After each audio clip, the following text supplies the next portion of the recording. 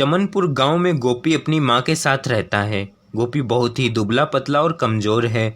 उसकी माँ गोपी के लिए हमेशा चिंतित रहती है क्योंकि गोपी के पिता एक पहलवान थे। गोपी की माँ गोपी के पिता की तस्वीर के सामने खड़े होकर उनसे बातें करती है।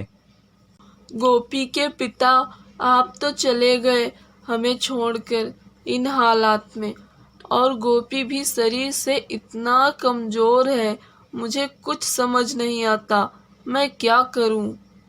तभी गोपी आ जाता है। माँ, मैं जा रहा हूँ कमरे में लेटने, मुझसे खड़ा नहीं हुआ जा रहा है। बेटा, थोड़ा ज़्यादा खाना खाने की कोशिश किया कर, कुछ खाएगा तो ताकत आएगी, चलेगा तो भूख लगेगी। बिस्तर पर लेटे लेटे कुछ नहीं होगा बेटा, थोड़ा घर से बाहर टहल। माँ, मैं घर से बाहर नहीं जाऊंगा। सब मुझे देखकर मेरा मजाक उड़ाते हैं, मुझ पे हंसते हैं। बेटा, कोई नहीं हंसेगा, थोड़ा बाहर घूम टहल ले, हाथ पांव चलेंगे तो थोड़ी भूख लगेगी। तब तक मैं तेरे लिए कुछ अच्छा खाना बना देती हूँ। माँ की जिद करने पर गोपी घर से बाहर टहलने जाता है। सभी गोपी को देखकर उस पे हंसने लगते हैं और उसे बीमार मुर्गा कहकर चिढ़ाते हैं। अरे वो देखो, बीमार मुर्गा आ गया। अरे गोपी, सब तुझ पे हंसते हैं, तुझे जरा सी भी शर्म नहीं आती? तूने तो अपने पिता का नाम डुबो दिया। तेरे पिता इतने बड़े पहलवान थे और तू बीमार मुर्गा। तुम लोग मेरा मजाक क्यों बनाते हो? क्या बिगाड़ा है मैंने तुम्हारा? अरे अरे, देखो, गोपी को गुस्सा आ रहा है। भाई, इसका मजाक मत उड़ाओ वरना ये हमें मारेगा।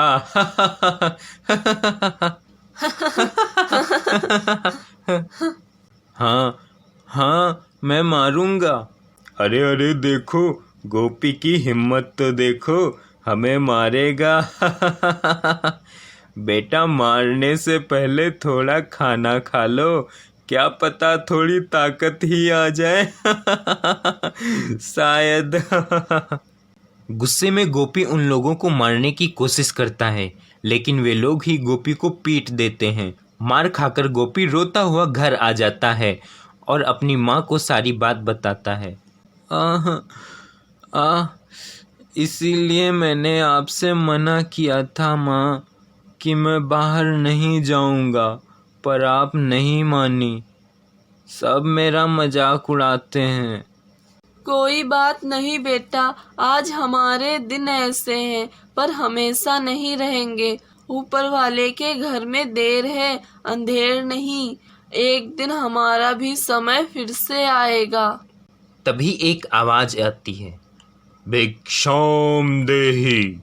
माँ देखती है एक साधु भिक्षा मांगने आए हैं। माँ साधु को भीख देती है।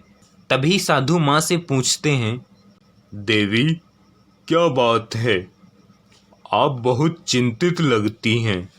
महात्मा, ये मेरा बेटा है गोपी। माँ गोपी और उसके पिता के बारे में साधु को सब कुछ बताती है। अच्छा, तो ये बात है। ये लो बेटा गोपी, ये एक ताबीज है। इसमें जादुई शक्तियाँ हैं।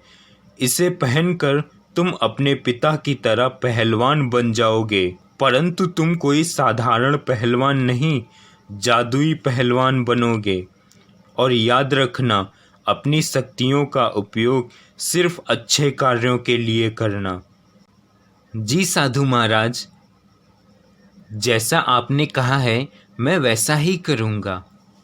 गोपी जैसे ही वह ताबीज पहनता है, गोपी ताकतवर और शक्तिशाली बन जाता है। ये देखकर गोपी की माँ बहुत खुश होती है।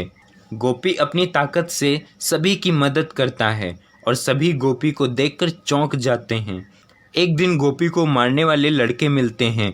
वे गोपी को देखकर चौंक जाते हैं और डर जाते हैं। अबे वो देख, गोपी, ये पहलवान कैसे बन गया? अरे ये चमत्कार कैसे हो गया? अब तो ये हमसे उस दिन का बदला लेगा। भाई, जान बचाना है तो भागो यहाँ से, वरना ये गोपी पहलवान हमें तो बहुत मारेगा। अरे तुम लोग कहाँ भाग रहे हो? डरो मत, मैं तुम लोगों को नहीं मारूंगा। भूल जाओ उस दिन की बात को। मैं भी भूल गया हूँ, लेकिन हाँ, वादा करो जीवन में कभी अपने से कमज़ोर व्यक्ति पर हाथ नहीं उठाओगे, उसका अपमान नहीं करोगे। सॉरी यार, हम वादा करते हैं, हम ऐसा ही करेंगे। गोपी, तुम एक अच्छे इंसान हो, तुमने हमें माफ़ करके हमारी आंखें खोल दी। किसी का कभी अपमान नहीं करना चाहिए।